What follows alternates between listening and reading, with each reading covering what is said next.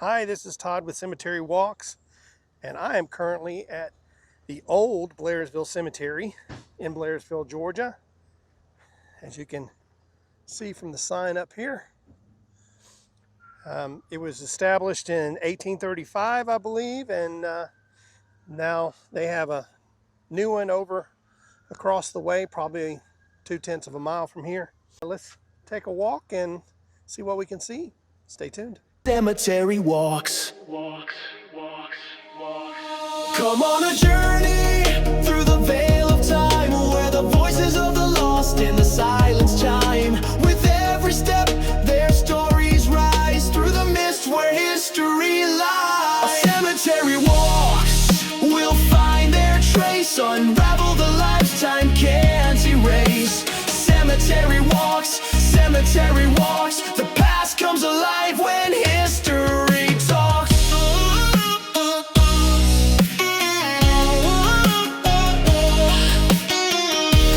Cemetery walks, the past comes alive when history talks.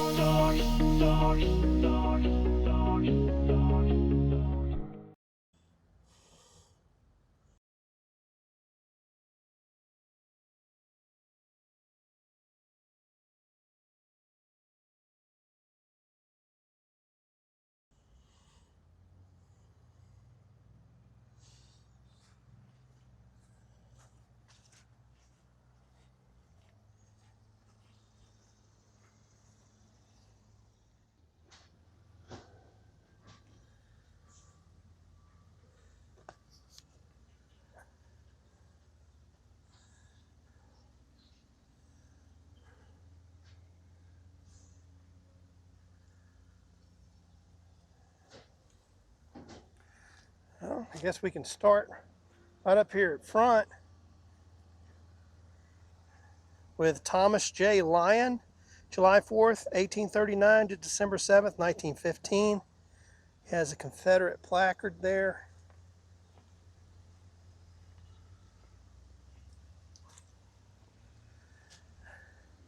This is an epitaph of Colonel William M. Barclay, 23rd Infantry, Confederate States Army, killed in action at Sharpsburg, Maryland, September 17th, 1862, unknown burial. Thank you much for your service and sacrifice, Colonel, wherever you're lying to rest. As you can tell, with a lot of these, they're just stone markers.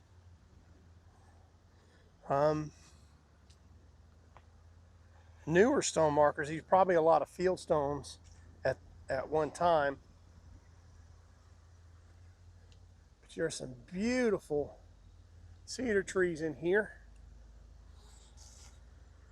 They keep it up quite nicely. I would imagine the sons of Confederate veterans were to have taken responsibility for most of it.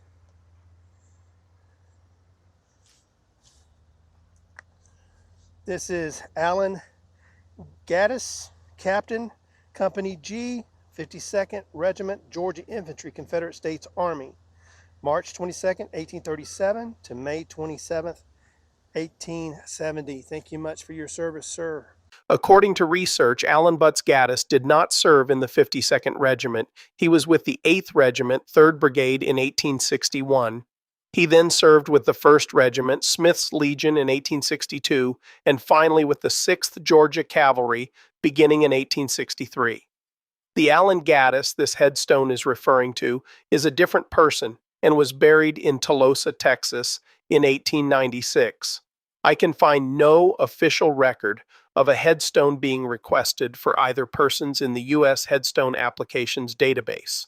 This appears sadly to be a headstone created off of poor research. See if we can see the other side of it. And it looks like it's been broken and put back together.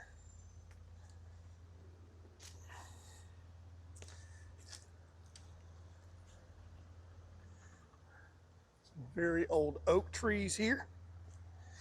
And you have This one's sitting over by its lonesome, if you can read it.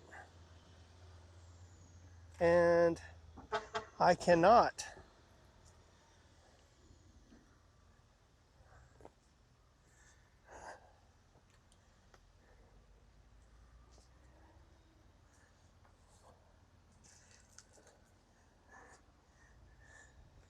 This is March Addington, 1802 to 1885. And William D. Addington, 1840 to 1862. William D. Addington, son of John and Rachel Addington, enlisted as Private Company D, 18th Georgia Infantry, Confederate States Army, on August 23, 1862. Less than 4 short months later, William fell at the Battle of Fredericksburg, Virginia, on December 13th. Gentlemen, thank you much for your service and sacrifice.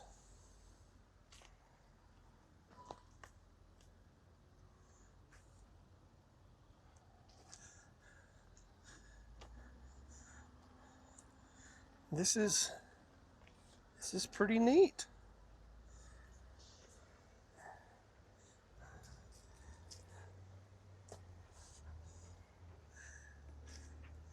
This is for David Thomas Davidson.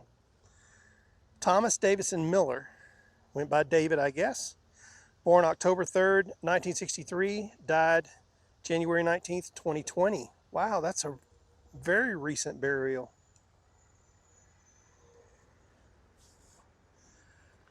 Thomas Newt Miller. Born July 10th, 1942. Died February 20th, 2020. And Carol Davison Miller, born July 15th, 1944.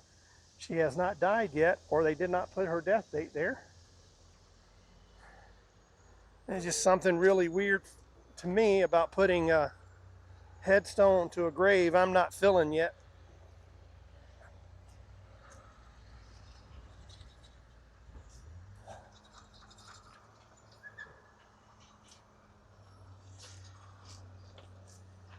Here we have John B. Black, born August 16th, 1826. Died February 12th, 1874. He was a private cavalry, Confederate States Army. Thank you much for your service, sir.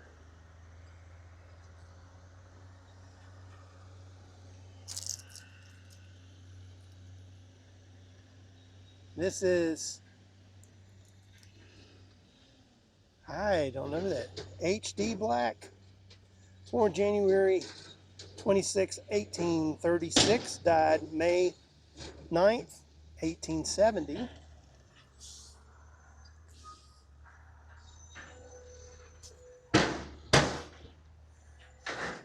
And there's some construction going on behind me, if you're wondering what all that loud racket is. Some big dump trucks.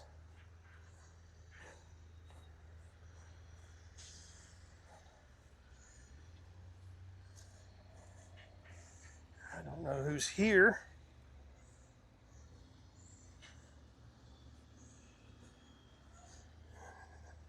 Smaller one there.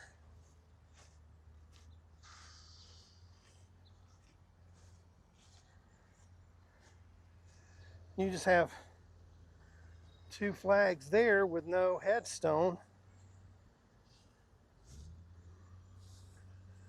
Margaret Butt died September 25th, 1880, aged 15 years, 3 months.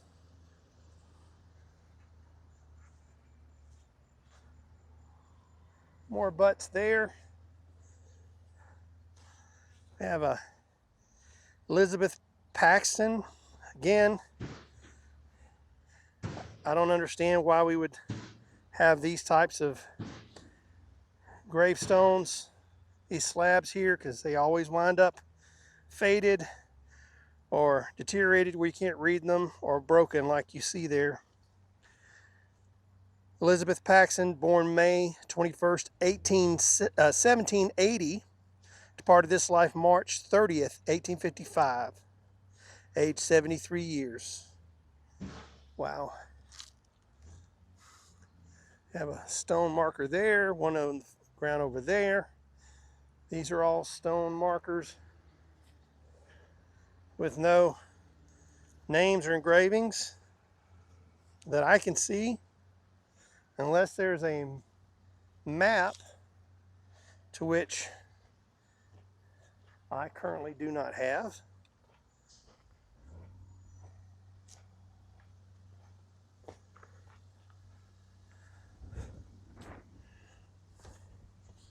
This is Rachel Foster Wellborn, wife of Johnson P. Wellborn, born February 11th, 1815, died September 25th, 1887. And Johnson Powell Wellborn died September 15th, 1863, aged 53 years. So it says here, Johnson Powell Wellborn, 1810 to 1863, a local farmer, one of two Union County delegates to Georgia's January 1861 secession convention in Milledgeville. Johnson Powell Wellborn was born around 1810, probably in Tennessee, before his family settled in Georgia. He grew up rooted in the rhythms of rural life, eventually becoming a local farmer with strong ties to Union County. As he planted seeds in the soil, he also sowed seeds of public service. Wellborn answered the call to represent his community, serving multiple terms in the Georgia House of Representatives from 1835 through 1843, with only a few gaps. His leadership continued in the Georgia State Senate, where he served from 1851 to 1852. Then came a pivotal moment. Georgia convened its secession convention in January 1861. Wellborn supported the Confederacy, like many Georgia leaders of his time. That fateful gathering, one of the most consequential political assemblies of Georgia's state history, tore at the very fabric of the country's union. Wellborn was one of only two delegates representing Union County at that convention in Milledgeville. Wellborn never saw the end of his nation's war as his life came full circle all too soon. He passed away on September 15, 1863, at 53.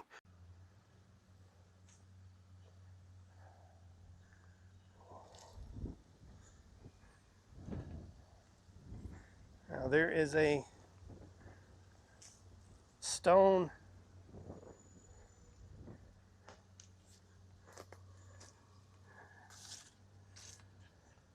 you have brick around here.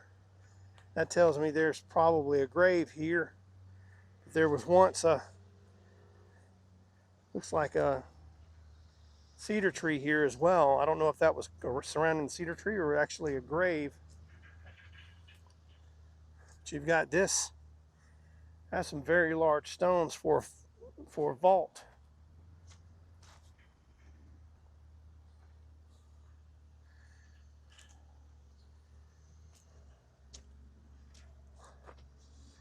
We have T.J. Harrelson, born January 14th, 1819, died October 17th, 1899, with Mary A. Harrelson, born March 4th, 1828, died September 17th, 1892. Thomas Jefferson Harrelson Sr. lived a full 80 years, most of which were rooted in Blairsville. Harrelson wasn't just a family man, he was a vital member of Blairsville's early economic life. As with many others in his community, he served in the Civil War. However, it was to his community that he served the most. Harrelson was a merchant in the town of Blairsville. He operated a tan yard where local residents brought hides to be treated and turned into leather. He was also generous in supporting local institutions. Although he and his family were Presbyterian, because the denomination had few members in Blairsville at the time, he donated land for the building of the First Methodist Church of Blairsville. This act reveals his commitment to community support and interdenominational collaboration. Thank you much for your service, sir. Cedar trees don't grow very fast. So when you look at cedar trees that are this big, they've been here a while. And so have these oak trees.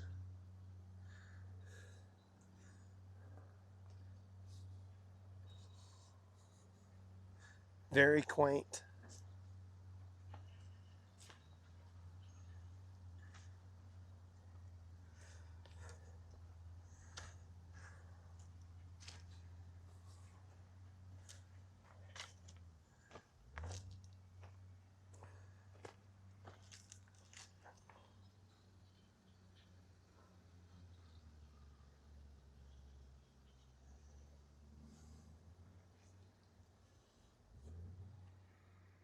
Well, thank you once again for joining me on a walk here at the Old Blairsville Cemetery in Blairsville, Georgia. It's quite nicely kept. It has a new chain fence around with some granite posts. Most, if not all, of the inscribed graves, ones that probably had original field stones, are actually newer granite pieces as well. So I'm quite surprised and quite happy that an older cemetery like this, even though it's in the middle of a little North Georgia town, that they are treating it with a lot of respect and reverence. So kudos to them. Don't forget to like, comment, and subscribe, and hit that notification button so you're notified every time I drop a new video. Thank you very much. You have a blessed one, and we'll see you on our next walk.